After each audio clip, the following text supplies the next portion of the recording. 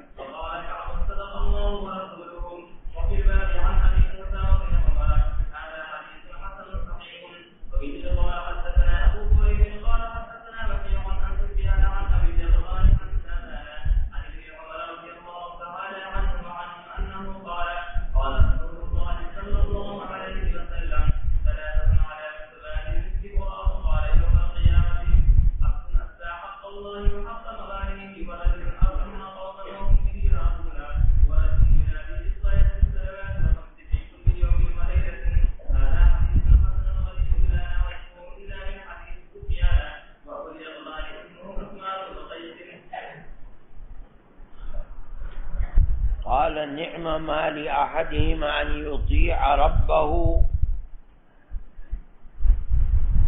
ويؤدي حق سيده، یعنی مالک حقیقی اور مالک مجازی دونوں کے حقوق کو ادا کرتا ہے،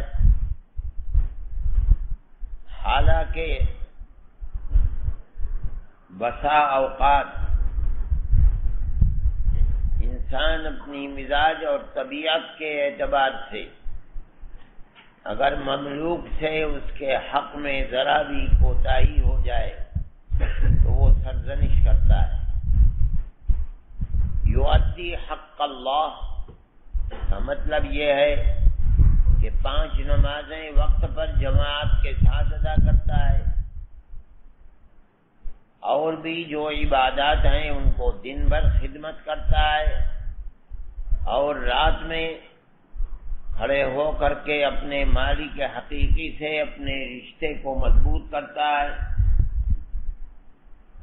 کمال اس کا یہ ہے کہ اس کے ساتھ ساتھ مالک مجازی کی خدمت میں کوتاہی نہیں کرتا، یعنی اس کا موقع نہیں دیتا ہے کہ اس کے دل کے اندر کبیدگی ہو، ناراضگی ہو کہ میری خدمت کے اندر کوتاہی کیوں ہوئی، دیر کیوں ہوئی۔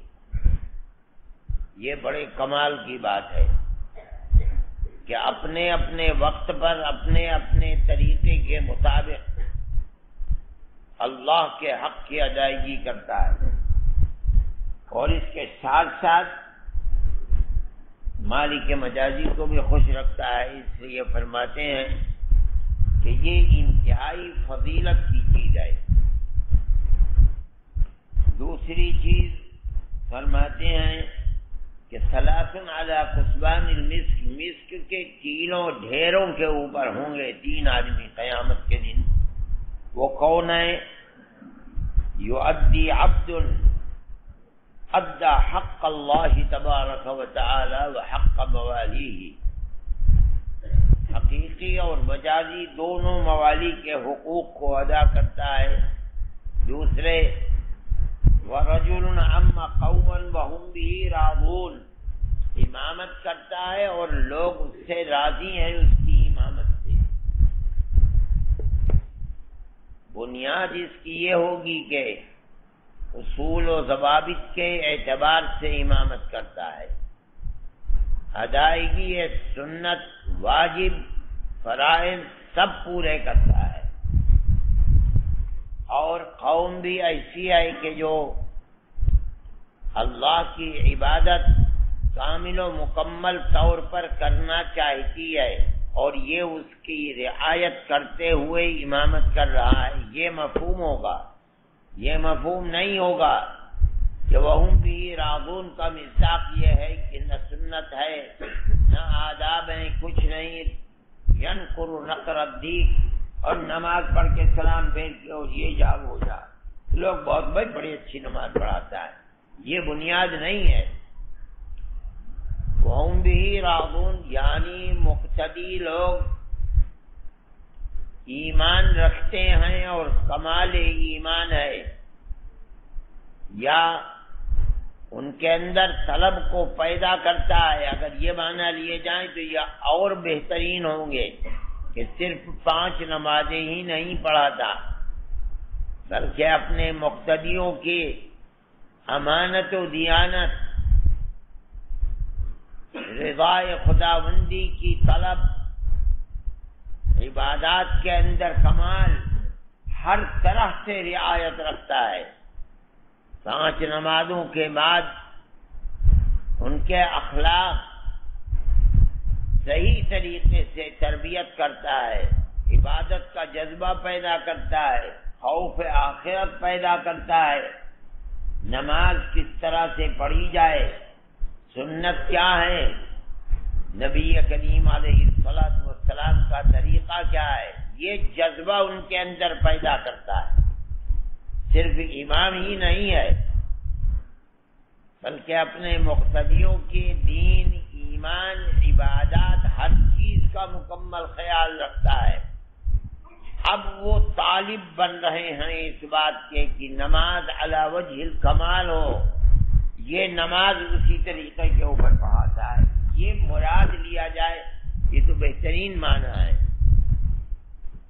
ورنہ نفس سے رضا ان کی جبکہ امامت ہو اور کمال اس کے اندر نہ پایا جائے، سنن و آداب و مستحبات کی رعایت نہ ہو تو یہ کوئی نہ ایسا وصف ہے کہ جس پر عند اللہ پسندیدگی ہوگی اور نہ اس کے اندر کوئی کمال ہے۔ مفہوم وہ لیا جائے گا جس سے عبادت مکمل ہو، اور وہ جبھی ہوگی جبکہ سنن و آداب و مستحبات کی رعایت ہوگی، اور مقتدی یہی چاہتے ہیں، یہ اس کے مطابق امامت کرتا ہے۔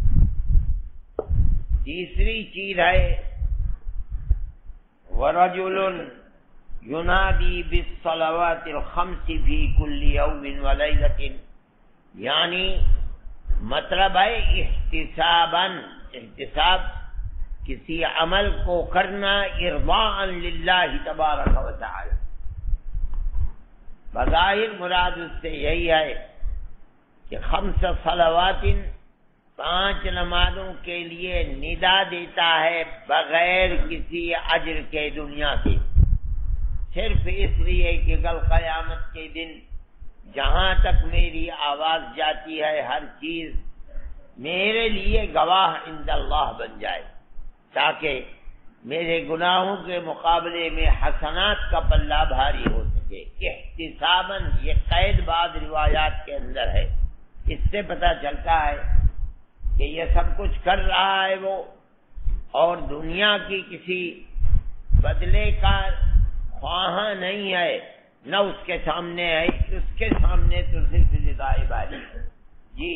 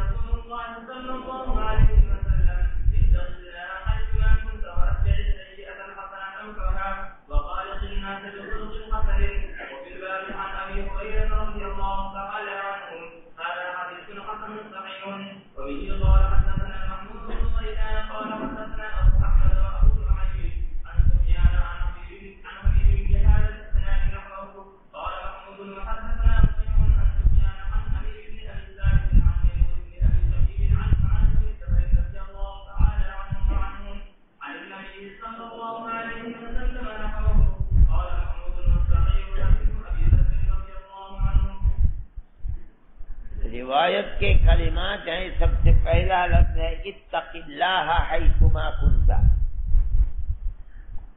تقوی اختیار کر اللہ سے جہاں بھی رہو، چاہے رات کی تاریکی ہے، دن کا اجالا ہے، گھر کے اندر ہے یا لوگوں میں ہے، کوئی دیکھنے والا نہیں ہے یا دنیا دیکھ رہی ہے. اتق اللہ. تقوی کا مفہوم لغت کے اعتبار سے ہے ان تجعل بینک و بین ما تخافہ تقاتا تقیک منہ. جس چیز سے تجھ کو ڈر لگتا ہے اپنے اور اس چیز کے درمیان میں کوئی تقا، اصل میں تھا وقایقی، پردہ کر لے، دیوار کر لے جو تجھ کو اس چیز سے محفوظ کر لے، اس کے شر سے. شیر اور سے ڈر لگتا ہے، اپنے اور شیر کے درمیان میں کوئی دیوار کھڑی کر لے. آگ سے ڈر لگتا ہے، تق کا مفہوم ہے اپنے اور آگ کے درمیان میں کوئی دیوار کھڑی کر لے. یہ تقوی کا مفہوم ہے لغت کے اعتبار سے. اسی کو اصطلاح کے اعتبار سے کہا جائے گا ان تجعل بینک و بین غضب اللہ تبارک و تعالی و عذابہ تقاتا تقیک منہ. یہ جو طا ہوگا اللہ کے غضب اور جہنم کے اور تیرے درمیان میں، یہ تقا ہے صرف ایمان اور عمل صالح کا ہوگا. یہی دونوں چیزیں نجات کا ہیں. ایمان نفس جنت کا سبب ہے، عمل صالح دخول اولی کا ذریعہ ہے. اسی کو تقوی کہا جائے گا.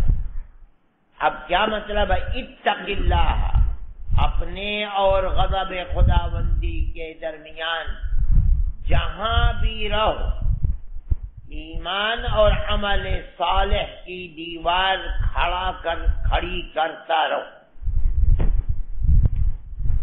چاہے کوئی دیکھ رہا ہے چاہے نہیں دیکھ رہا ہے، یہ جان کے اللہ کی ذات حاضر ہے، دیکھ رہی ہے میرے عمل کو.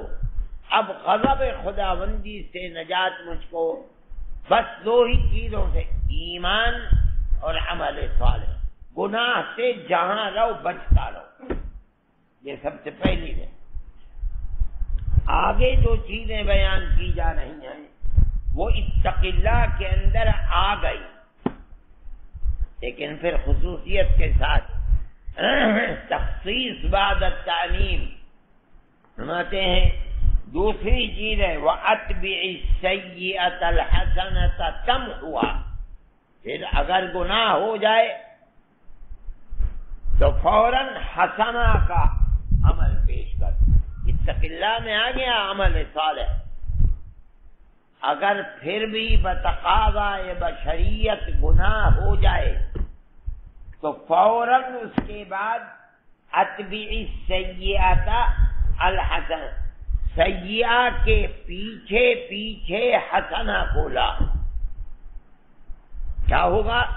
تمحوها ان الحسنات یذہبن السیئات.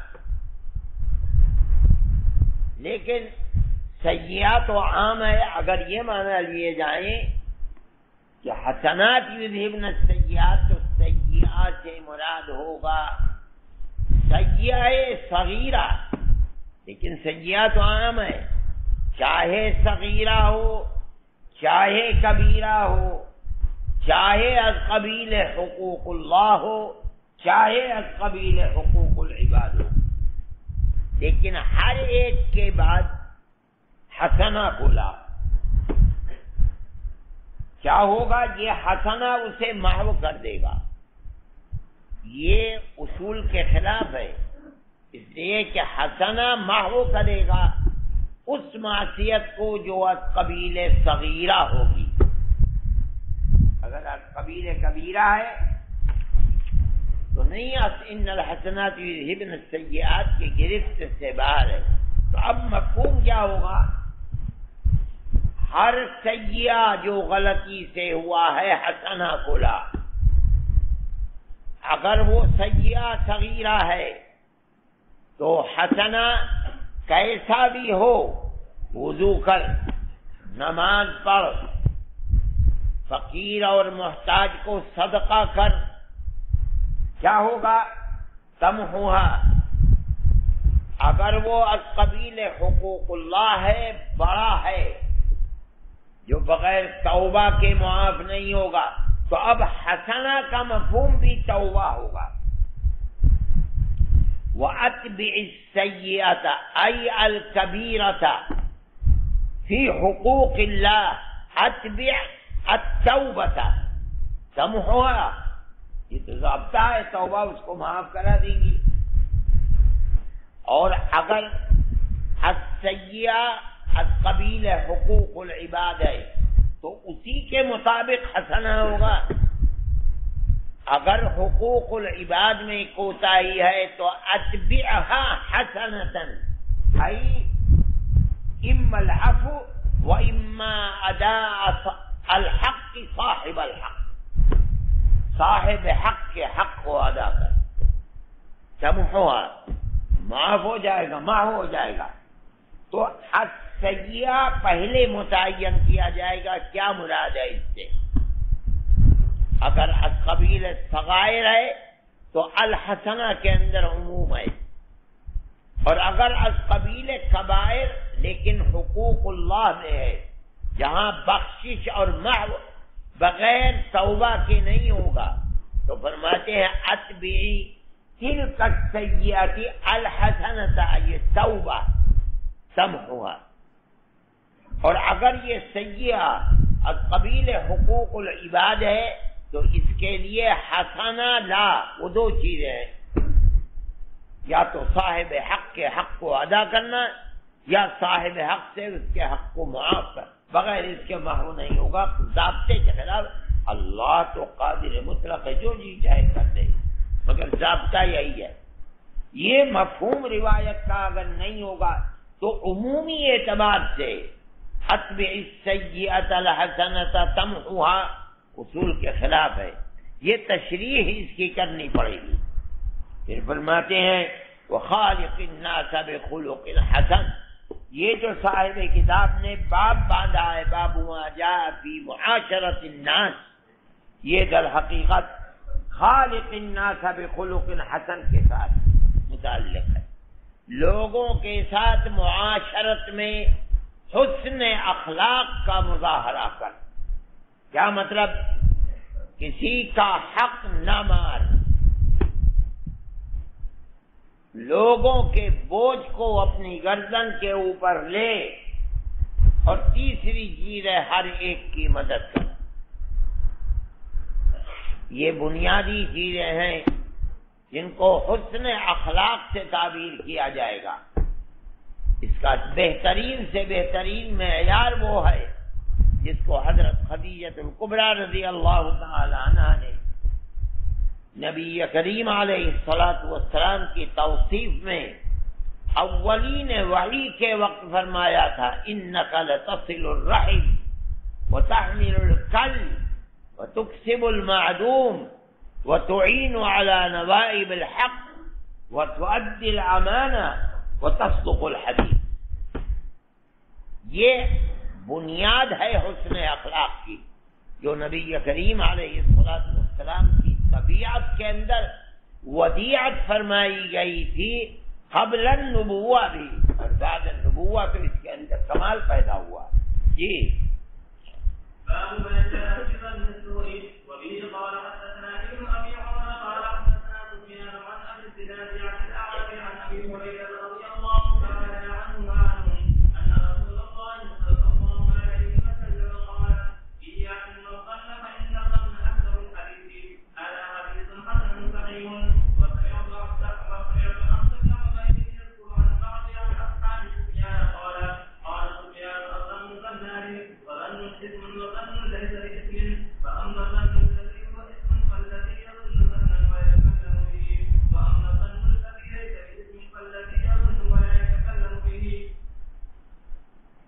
فرماتے ہیں باب ما جاء فی ظن السوء، قید لگا دی، اس لیے کہ قرآن کہتا ہے ان بعض الظن اسم، ہر ظن اسم نہیں ہے، بعض الظن اسم۔ پتا چلا کہ بعض ظن اسم بھی ہیں جو اسم ہیں ان کے بارے میں حدیث میں فرمایا جا رہا ہے ایاکم والظن، بچو بچو ظن سوء سے. صاحب کتاب نے لا کر رکھ دیا ترجمۃ الباب. ظن سوء بری چیز ہے، اور ہر بری چیز سے اسلام بچنے کی ترغیب و تعلیم دیتا ہے. لہذا ظن سوء سے بچو. کیوں؟ فرماتے ہیں الظن اکذب الحدیث، حدیث سے زیادہ کذب ظن کے اندر ہے. کیا مطلب ہے؟ آپ اگر کسی آدمی کے بارے میں غلط بات کہیں گے، بھئی بہت خراب آدمی ہے، تو آپ کی بات سن کر کے 10 آدمی کھڑے کہ کیا بات کرتے ہو، تمہارا کئی دن سے اس کے ساتھ ساتھ ہے. بھائی میری تو پہلی ملاقات، ہاں تمہاری پہلی ملاقات ہے، ہم تو 25 سال سے اس کے ساتھ رہتے ہیں، تم کیا بات کرتے ہو. اگر غلط بات زبان سے نکلی ہے تو اس کی تردید ہر آدمی کرے گا، لیکن ظن وہ ہے جو آپ نے ایک ذہن میں اس کی طرف سے چیز بنا لی اور چھپا لی. اب جو آپ کے ذہن میں چیز ہے کوئی اس کی تردید جانتا ہی نہیں، تو تردید کہاں سے کرے گا؟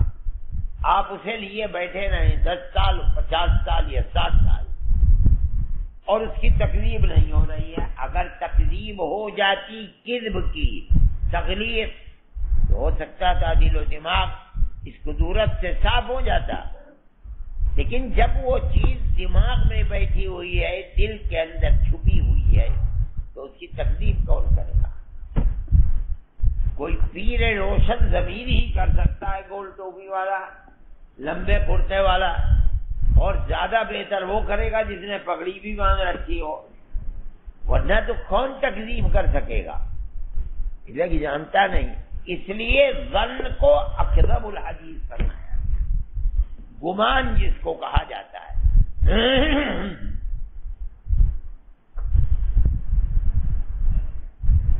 علامہ عینی رحمت اللہ علیہ فرماتے ہیں کہ ظن جب درمیان میں فرق ہو گیا، ایک ظن سوء ہے، ایک وہ ظن ہے جو سوء نہیں ہے. فرماتے ہیں یہ مدارج ہیں ظن کے. ایک محظور ہے، نہیں کیا جا سکتا. کچھ ظن ایسے ہیں کہ جن کے سلسلے کے اندر مأمور ہیں ہم کہ کرو، حالانکہ وہ ظن ہے. کچھ مباح ہیں، کچھ وہ ہیں کہ جن کے اندر استحباب اور ندب ہے. وہ ظن جو ممنوع ہے، محظور ہے، کرنے والا گناہگار ہے. وہ فرماتے ہیں ظن السوء باللہ تبارک و تعالی، اللہ کے لیے خراب گمان کرنا. اس سے تلقین کی جاتی ہے بچو ذات واجب الوجود، جب ہر عیب سے پاک ہے، ہر وقت پاک ہے، تو پھر اس کی ذات کے لیے ظن سوء کیسے ہو سکتا ہے؟ لہذا یہ ظن محظور ہے، لہذا اس سے بچا جائے گا. اس کے مقابلے میں دوسرا ظن ہے ہم مأمور بھی ہیں، حالانکہ ظن ہے. ظن علم کے مقابلے کے اندر، علم وہ ہے جس میں مخالف کا احتمال ہی نہیں ہے، اس کو علم کہا جائے گا. اور اگر احتمال ہے اور برابر ہے تو شک ہے، اگر برابر نہیں ہے تو وہ ظن ہے، لیکن علم یقینی کو تو نہیں پہنچا. جہت مخالفہ کا احتمال موجود ہے، لیکن شریعت امر کرتی ہے کرو اس کو. کیا ہے وہ جو احکام لگائے جاتے ہیں عدالت کے اندر، بڑا لمبا کرتا پہن کر کے، پچکلیا ٹوپی لگا کر کے، اور آدمی آتا ہے اور آ کر کے گواہی دیتا ہے، کوئی بھی دلیل قائم نہیں ہو سکتی کہ یہ آدمی جو کہہ رہا ہے ایسی یقینی اور حقیقت کہہ رہا ہے کہ اس کے خلاف کا احتمال نہیں۔ ظاہری چیز دیکھی جاتی ہے، بھائی صورت کیسی ہے، اللہ اکبر، سفید داڑھی ہے، ماتھے کے اوپر ٹیکا ہے نماز کا، گول ٹوپی پہن رکھی ہے، بھلے جھوٹ بول سکتا ہے، یہ کیسے ہو سکتا ہے جھوٹ بولے؟ اسی پر فیصلہ ساری دنیا کرتی ہے، حالانکہ احتمال جہت مخالفہ کا موجود ہے، ہو سکتا ہے جھوٹ بول رہا ہو، یہ جو کچھ کہہ رہا ہے غلط کہہ رہا ہے، اس احتمال کے باوجود حکم اس کے اوپر دیا جاتا ہے۔ یہ قانون ہے دنیا کا، اور ہر قوم اور ہر قانون، یہاں تک کہ شریعت کا قانون، یہ بھی ہمیں حکم دیتا ہے کہ کوئی ایسی دلیل کا قائم کرنا جو اس کے قول کو یقین کے ترازو پر لا کر رکھ دے، ممکن نہیں ہے، اس کے باوجود کہ احتمال مخالف فیصلہ اسی کے اوپر دیا جائے گا۔ اور ہر زمانے کے اندر عورت آزاد ہے، گواہ آتے ہیں، حضرت علی کرم اللہ وجہہ کے پاس، اور آ کر گواہی دیتے ہیں کہ یہ عورت اس کی منکوحہ ہے، فیصلہ کر دیا گیا کہ اس کی منکوحہ کے ساتھ جاؤ۔ یہ کہتی ہے کہ امیر المومنین میں اس کی منکوحہ نہیں، میرا نکاح تو پڑھا دیجئے۔ فرماتے ہیں ختم ہو گئی، شاہدہ کی زوجہ کی، ان دو گواہوں نے تیرا نکاح بھی کر دیا۔ حالانکہ عورت کہہ رہی ہے کہ یہ تو جھوٹ ہے، کچھ بھی نہیں ہے، مگر ان دو گواہوں نے یہ تجھے بیوی دے دیے، اس کا ہاتھ پکڑ اور لے جا، لے گیا۔ کوئی ایسا علم یقینی جو دلیل قائم ہو جائے، آپ یہ تو شرعی عدالتوں کا، حدیث کے ابواب کے اندر جو روات حدیث ہیں جن پر آپ حکم لگاتے ہیں کذب کا اور ثقاحت کا، کوئی دلیل نہیں ہے، جتنے بھی احکام ہیں سب غالب ظن کے اوپر ہیں۔ اس لیے آدمی نے اگر ایک جگہ جھوٹ بول دیا ثابت ہوگا، یہ کون سی دلیل ہے کہ ہر جگہ جھوٹ بول رہا ہے؟ ظن ہی تو ہے، صرف ایک جگہ جھوٹ بول دیا، امن اڑ گیا، ہو سکتا ہے یہاں بھی جھوٹ ہو، لہذا ناقابل قبول ہے۔ ہر جگہ دنیا، یہ وہ صورت ہے کہ جس کو فرماتے ہیں ظن، اور ظن کے ہم مأمور بھی ہیں۔ دوسری چیز مباح ہے، تیسری ظن مباح کی صورت یہ ہے کہ نماز پڑھنے والا نماز پڑھ رہا ہے، اب امام کے پیچھے نہیں ہے، تنہا نماز پڑھ رہا ہے، اور دل ہے کرکٹ کے اندر لگا ہوا ہے، تو ہاں اب بھول گیا کہ تیسری رکعت ہے، دوسری رکعت ہے، اب تمہارے لیے یہ بھی جائز ہے کہ تم اقل متیقن پر بنیاد رکھو، بھئی 2 اور 3 میں شک ہے، 2 پر تو یقین ہے، زیادہ 2 سمجھ کر کے چلو، اس کو آخر میں سجدہ سہو کر لینا، یہ بھی جائز ہے۔ اور یہ بھی جائز ہے کہ تم نیت توڑ دو، پھر استغفراللہ بسم اللہ کر کے شروع کر دو۔ آپ نے یہ دونوں چیزیں فقہ کے ابواب میں پڑھی ہوں گی، اس لیے یہ بھی جائز ہے اور یہ بھی جائز ہے۔ اور چوتھی صورت ہے ایسا ظن جس کے اندر استحباب اور ندب ہے، کسی مومن کے سلسلے میں ظن، حسن ظن رکھنا، اس کے ایمان کی وجہ سے یہ کہا جائے گا کہ بھائی یہ جھوٹ نہیں، جیسے میں نے کہا تھا کہ ملا جیون سے کہا کہ پھول اڑا جا رہا ہے، کیا اڑا جا بھائی، پکڑو پکڑو پکڑو، انہوں نے کہا سرکار کہیں بولتا، پھول نہیں اڑتا، لیکن مومن جھوٹ نہیں بولتا ہے، یہ وہی ہے حسن ظن بالمؤمن بایمانی. ایمان تو سب سے زیادہ قوی چیز ہے دنیا کے اندر، مدار نجات ہے. اب صاحب کتاب یہاں ایک اور بات فرماتے ہیں جب ظن میں بعض ظن اسم ہے اور بعض ظن لیس بھی اسم. قرآن کہتا ہے ان بعض الظن اسم، تو یہ تو خود واضح ہوگا کہ دو شق ہے ظن کی. تو صاحب کتاب فرماتے ہیں سفیان فرماتے ہیں الظن ظنان، اس بنیاد پر کہ قرآن کہتا ہے ان بعض الظن اسم، کیا ہیں دو گمان، کیا فظن اسم وظن لیس باسم. ایک تو وہ ظن ہے جو گناہ ہے، ایک وہ ظن ہے جو گناہ نہیں. تو قرآن تو کہتا ہی ہے. تو سوال یہ پیدا ہوتا ہے کہ جو ظن گناہ ہے وہ کون سا ہوگا، جو ظن گناہ نہیں ہے وہ کون سا ہوگا. فرماتے ہیں فَأَمَّا الظَّنُّ الَّذِي هُوَ اسْمٌ فَالَّذِي يَظُنُّ ظَنًّا وَيَتَكَلَّمُ بِهِ. بھئی ظن تو علم تو نہیں ہے جس کے اندر جہت مخالفہ کا احتمال ہی نہ ہو، علم تو نہیں ہے. ظن تو کہا ہی جاتا ہے کہ جس کے اندر خلاف کا احتمال ہے.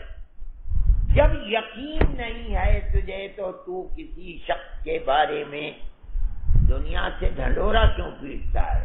جب تو خود جانتا بھائی ہو سکتا ہے غلط ہو تو اس کو دوسروں سے کیوں کہ اس کا مطلب ہے ظن کے ہوتے ہوئے تو نے وہ چیز جو یقینی نہیں تھی اتنی یقینی کر لی اس کو کہ تو اس کو اپنی زبان سے دوسروں سے کہہ رہا، حالانکہ اصل میں وہ ظن ہے، تو نے اپنے دل میں اسے یقین بنا لیا.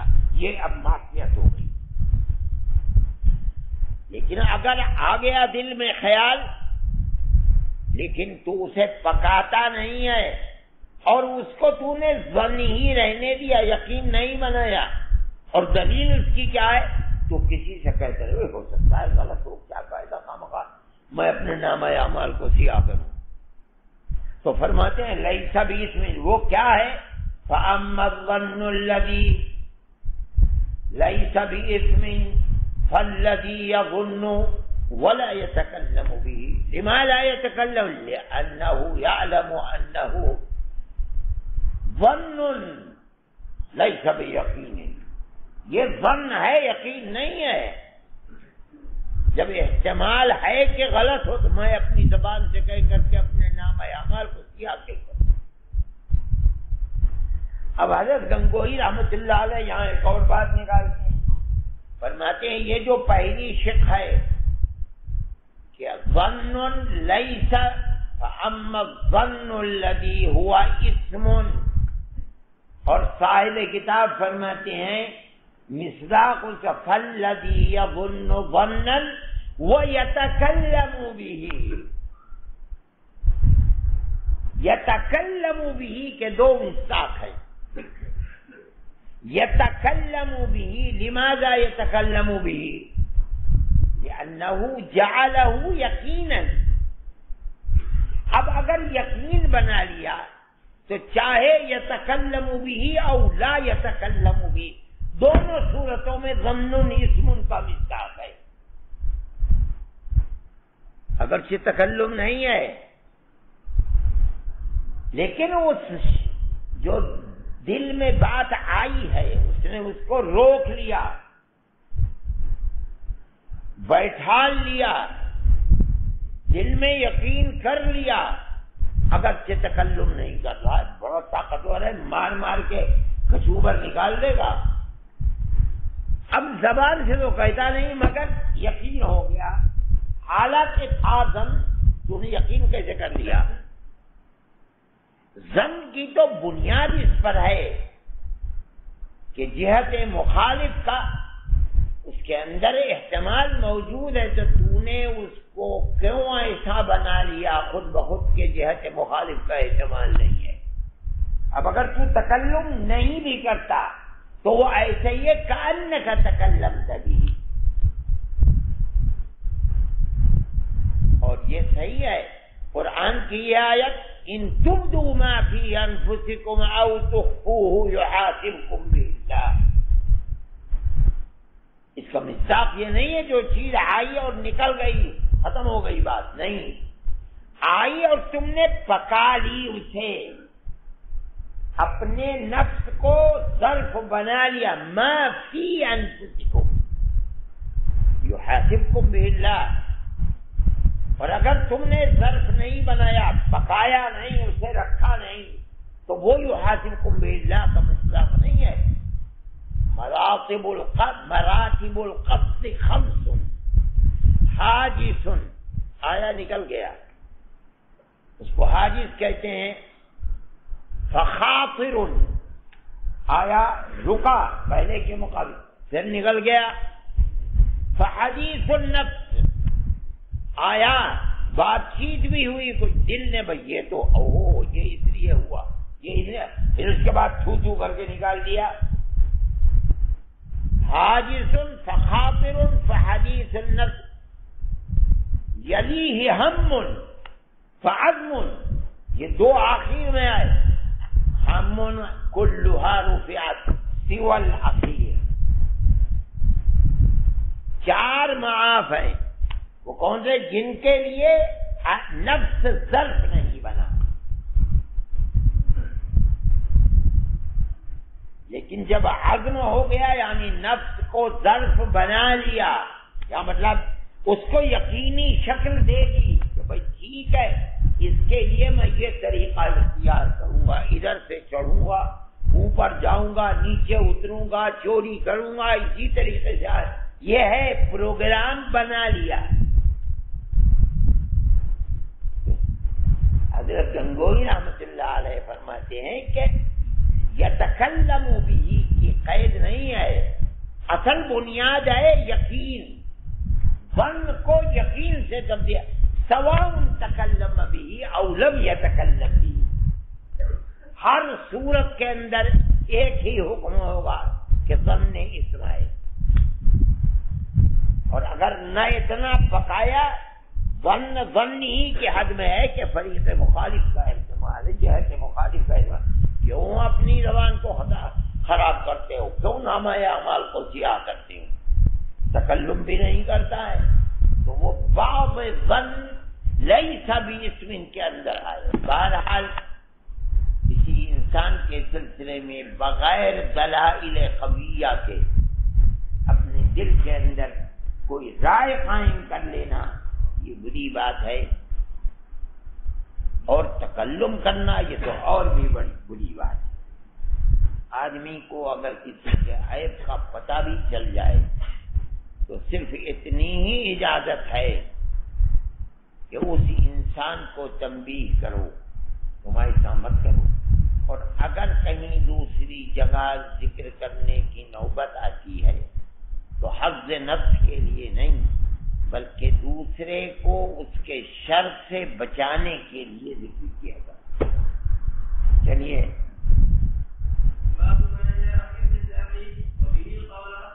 بس کرتے ہیں۔